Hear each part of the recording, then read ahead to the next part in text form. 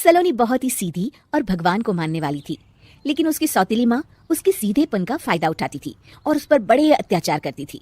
जरा सी चूक हो जाने पर उसकी खूब पिटाई करती। अरे सुनते हो, कोई लूला लंगड़ा देख इसकी शादी तय करो और इसे इस घर से बाहर का रास्ता दिखाओ। सलोनी के पिता जानते थे कि मीना एक चांडाल औरत है, इसलिए वो एक अच्छा घर देख सलोनी की शादी कर देते हैं। लेकिन वहाँ भी सलोनी से जलने वालों की कमी नहीं थी। सलोनी की ननद निकिता उसे बिल्कुल पसंद नहीं करती थी। सलोनी, बात तो सुनो जरा। जी कहिए। आज शाम को मेरे बॉस खाने पर आ रहे हैं, ध्यान रहे उनकी खातिरदारी में किसी प्रकार की कोई कमी नहीं होनी चाहिए। जी आपने कह दिया, बिल्कुल वैसा ही होगा। शाम को सलोनी जैसे ही गैस पर खाना चढ़ाकर वहां से जाती है अभी इसके खाने का स्वाद बढ़ाती हूँ। निकिता गैस की आंच तेज कर देती है। थोड़ी देर में देखते ही देखते सारा खाना जल जाता है और पूरे रसोई घर में चारों तरफ धुआं फैल जाता है। अब आएगा मजा। माँ जल्दी आओ, यहाँ देखो सलोनी ने किचन में आग लगा दी। अरे तेरा सत्यानाश हो, कल मुही तूने ये क्या कर दिया? सलोनी की सास उसे बहुत डांट फटकार लगाती है। तभी मोहन अपने बॉस के साथ घर में प्रवेश करता है। अरे भाई मोहन, ये क्या तुम्हारे घर का क्या हाल हो रखा है? लगता है खाना जल गया है। चलो खाने का प्रोग्राम कैंसिल करो, मैं अपने घर जाके खा लूंगा। सर दरअसल सर मुझे माफ कर दीजिए। अरे कोई बात नहीं, घरों में ये छोटी मोटी बातें होती रहती है। मैं समझ सकता हूँ, फिक्र मत करो, मैं नाराज नहीं हूँ और इस बात का तुम्हारे प्रमोशन पर भी कोई असर नहीं पड़ेगा। चले अब चलता हूँ मैं। बॉस के जाते ही मोहन सलोनी पर भड़क उठता है और उसे खूब खरी खोटी सुनाता है।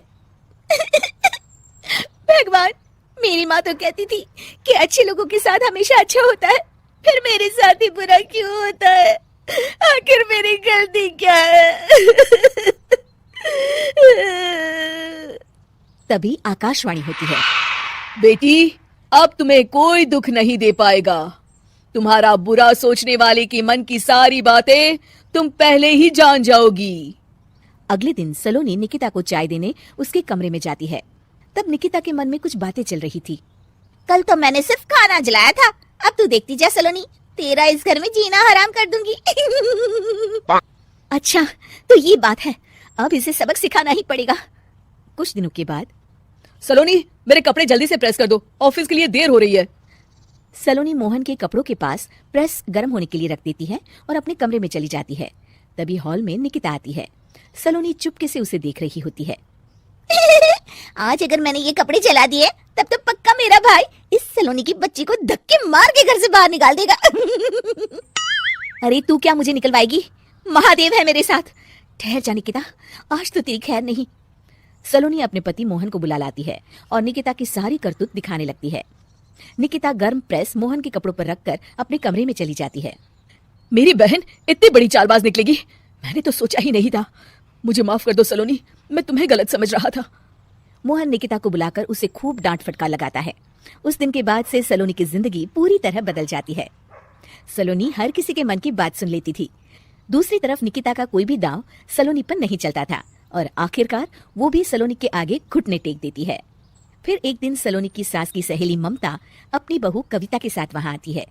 कविता मन ही मन कहती है, अरे ये बुढ़िया पागल है जो मुझे यहाँ लेके आ गई। कहाँ मैं अपनी किटी पार्टी छोड़ के इसके साथ यहाँ मरने आ गई।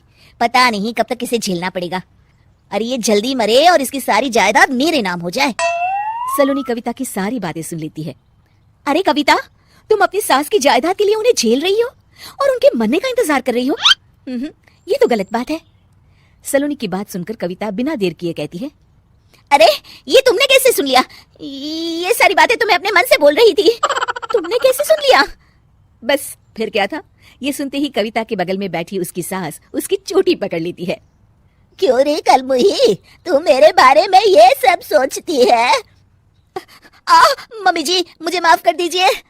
बड़ी आई मेरी जायदाद लेने वाली, मैं आज ही अपने वकील को बुलाकर सब कुछ छोटी बहू के नाम कर देती हूँ। चल घर चल, आज तेरी अच्छी खबर लेते हूँ। इस तरह सलोनी लोगों के मन की बातें सुन लेती थी। लेकिन धीरे धीरे सलोनी को एहसास होता है कि उसके आसपास के सारे लोग एक दिखावे की जिंदगी जीते हैं और सब एक दूसरे के बारे में बुरा ही सोचते हैं। हे भगवान, दुनिया में कैसे लोग हैं? सबके मन छल कपट से भरे हैं। मैं तो लोगों के मन की बातें सुन सुनकर तंग आ चुकी हूँ। मैं अपनी जिंदगी में अब बहुत खुश हूँ। अब आप मुझसे ये शक्ति वापस ले लीजिए भगवान। इस तरह भगवान सलोनी को दी हुई शक्ति वापस ले लेते हैं और सलोनी एक आम जिंदगी जीने लगती है।